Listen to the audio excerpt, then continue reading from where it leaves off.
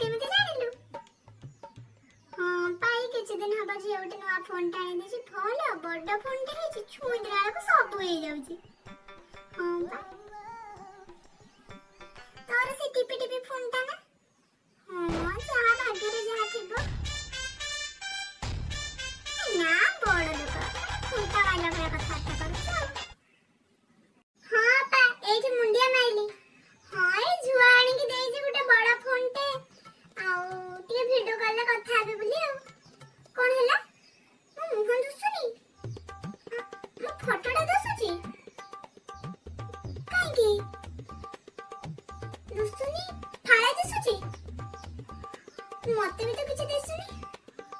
ଆରେ ଝୁଅ ଦେଖନି ମୋବାଇଲଟା କଣ ହେଇଗଲା?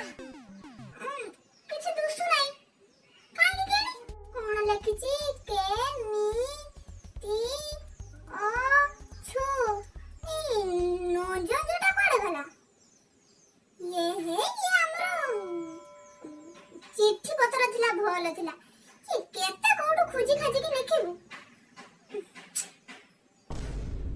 ମତେ ପୁଣି ଫାଷ୍ଟରୁ ଓ ଆ ପଢିବାକୁ ହବ। ଏଇ କଣ ଆଲା ଅଞ୍ଜୁ ଫୋନ କଲାଣି। ଆଲା ହଁ ଲୋ ଅଞ୍ଜୁ। ହଁ ପା ଏଇ ଝୁଅ ଗୋଟେ ବଡ ଫୋନଟେ ଆଣିକି ଦେଇছিল। ହଁ ଏଇ କିଛି ଦିନ ହବ ଆଣିକି ଦେଇଛି। ନୂଆଟେ ବଡଟେ ହେଇଛି। ହଁ ପା ହଁ। ଆଉ ତୁ ଶୁଣିଲୁଣି ଏଇ ସାହୁ ଘର ମାଇକ ନା ବା, ସିଏ କୋଉ ଦିନଠୁ ବଡ ଫୋନ ଧଇଲାଣି। ଏଇ ସ୍ମାର୍ଟ ଫୋନ ନା କଣ ମୋରି ଭଳିଆ। ସେ କିଛି ରଖି ଶିଖିନି ଲୋ। ମୁଁ ଆଜି ଜାଣିଛୁ ନା ଗୋଟେ ନଖିନ ଫଟୋଟେ ପକେଇଛି। ଏଇ ଷ୍ଟାଟସ ପକେଇଛି। ହଁ ବା ସେ ସେତିକି ପକେଇଥାନ୍ତି। ଆଉ ସେଇଗୁଡ଼ା ନ ପକେଇଲେ ମୋବାଇଲ ଧରିକି କି ଲାଭ? ହଁ ବା ହଁ ମୁଁ ସବୁ ଶିଖି ଗଲିଣି ନା। ଆରେ ଇଏ କଣ ହେଇଗଲା? କଣ କିଛି ହଉନି ମୋ ଫୋନଟା?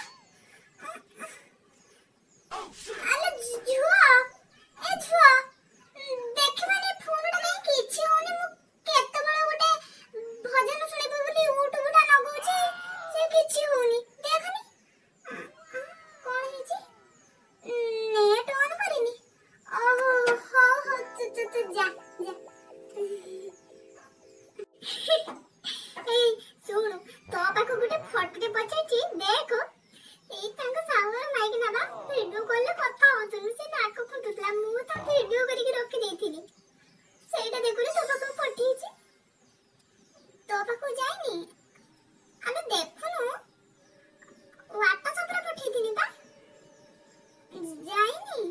ଆରେ ଝୁଅ ଇଏ ଗୋଟେ ତ ପାଖକୁ ଗୋଟେ ଫଟୋଟେ ପଠେଇଥିଲି ହ୍ୱାଟ୍ସଆପର।